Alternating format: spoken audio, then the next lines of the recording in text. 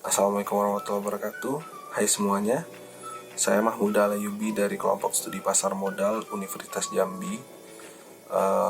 Baiklah, pada kesempatan kali ini saya akan mencoba sedikit menjelaskan tentang salah satu jenis indeks saham, yaitu IHSG atau Indeks Harga Saham Gabungan. Namun, sebelum saya melanjutkan video saya kali ini, saya persilakan teman-teman untuk mensubscribe dan memfollow IG kita di bawah ini. Apa itu IHSG? Bagi teman-teman yang belum mengetahuinya, bahwa IHSG ini adalah sebuah singkatan dari Indeks Harga Saham Gabungan. Indeks Harga Saham Gabungan ini merupakan sebuah gambaran atau representasi dari saham keseluruhan yang terdaftar di Bursa Efek Indonesia.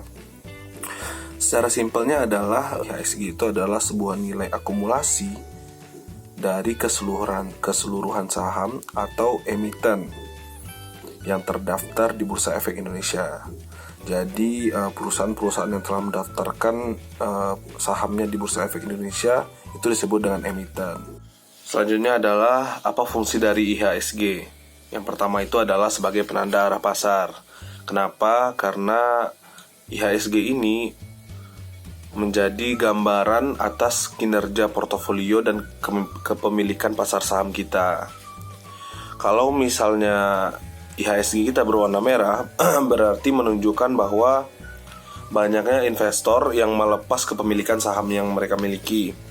Namun sebaliknya, kalau misalnya IHSG-nya berwarna hijau, berarti banyaknya kepeminatan para investor untuk membeli saham. Fungsi kedua dari IHSG adalah yaitu untuk mengukur tingkat keuntungan. Sebagai contoh, pada tahun 2008, IHSG berada pada level 1400. Dan 5 tahun berikutnya berkembang ke level 4.400. Dapat dilihat bahwa pertumbuhan indeks dalam 5 tahun adalah sekitar 3.000 atau 214% per tahun. Perlu teman-teman ketahui bahwa IHSG merupakan salah satu dari jenis indeks yang ada di dalam Bursa Efek Indonesia. Jadi masih banyak macam-macam indeks saham lainnya seperti LQ45, JII, dan lain-lainnya. Jadi masih banyak yang perlu teman-teman pelajari terkait untuk pembelajaran saham kali ini. Mungkin hanya sekian penjelasan singkat dari saya. Selanjutnya akan dijelaskan oleh rekan saya, Eriko. Halo semuanya, perkenalkan nama saya Eriko. Pada kesempatan kali ini, saya akan menerangkan tentang aksi korporasi. Aksi korporasi adalah setiap tindakan atau aktivitas emiten yang berpengaruh pada jumlah saham, harga saham, dan kepentingan pemegang saham, baik itu pengaruhnya positif maupun negatif. Baiklah, aksi korporasi pertama yang akan saya terangkan ialah IPO atau Initial Public Offering. IPO ini adalah kondisi di mana suatu perusahaan menawarkan atau menjual sahamnya untuk yang pertama kali kepada publik atau masyarakat. Lanjut ke aksi korporasi yang kedua, yaitu RUPS atau Rapat Umum Pemegang Saham. Dalam rapat ini, para pemegang saham bisa mendapatkan informasi, mengemukakan pendapat, serta memberikan suara terkait kepentingan bisnis perusahaan di mana mereka memiliki saham. RUPS dibagi ke dalam dua jenis. Yang pertama, RUPS tahunan, dan yang kedua adalah RUPS luar biasa. Yang membedakan kedua jenis RUPS ini adalah jangka waktu dilaksanakannya. Kalau RUPS tahunan dilaksanakan 1 kali dalam setahun, sedangkan RUPS luar biasa dilaksanakan tergantung kebutuhan perusahaan. Aksi korporasi yang ketiga ialah dividen. Dividen merupakan bagian dari keuntungan suatu perusahaan di mana perusahaan ini membagikan dividen kepada para pemegang saham perusahaannya. Dividen terbagi ke dalam dua jenis, dividen tunai dan non-tunai. Dividen tunai adalah dividen yang dibayarkan dalam bentuk uang tunai, sedangkan Dividen non-tunai adalah dividen yang dibayarkan dalam bentuk saham, aktivitas lain kas, dan lain sebagainya. Aksi korporasi yang keempat ialah right issue atau HMETD, atau kepanjangannya hak memesan efek terlebih dahulu. Right issue adalah hak yang diberikan kepada pemegang saham untuk membeli saham baru pada harga tertentu dan dalam jangka waktu tertentu. Aksi korporasi berikutnya ialah saham bonus.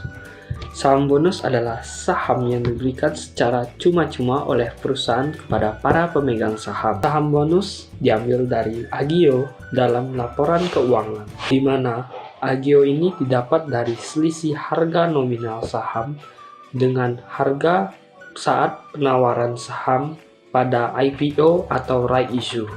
Aksi korporasi yang keenam adalah stock split atau pemecahan saham.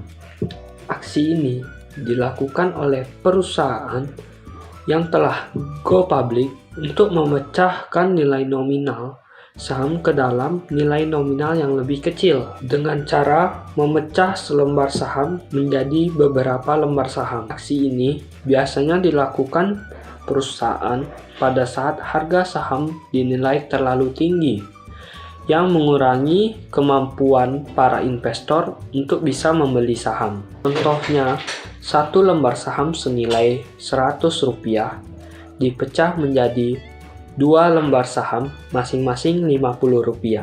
Aksi korporasi berikutnya ialah kebalikan dari stock split, yaitu reverse stock split. Contohnya, 5 lembar saham yang masing-masingnya senilai Rp20 digabungkan menjadi 1 lembar saham dengan nilai Rp100. Aksi korporasi yang ke-8 ialah buyback. Seperti namanya, aksi ini dilakukan dengan cara membeli kembali saham oleh emiten yang berdampak pada berkurangnya saham yang beredar di publik atau masyarakat. Tujuan dilakukannya buyback adalah untuk menahan penurunan harga saham, terutama ketika perusahaan sedang mengalami bearish. Berikutnya ialah merger. Merger yaitu penggabungan dari 2 perusahaan menjadi 1 perusahaan.